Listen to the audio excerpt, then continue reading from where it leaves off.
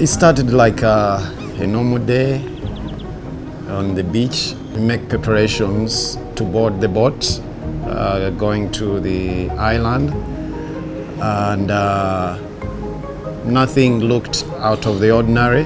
But there was something unusual on the boat because I personally have been on that boat more than 20 times. I had my kasiki on that boat, but that day there was something unusual on the boat. We were waiting to balance the boat nga tudden. Ngaliyo kunzikira balance the boat nga tudden. Bwetuti.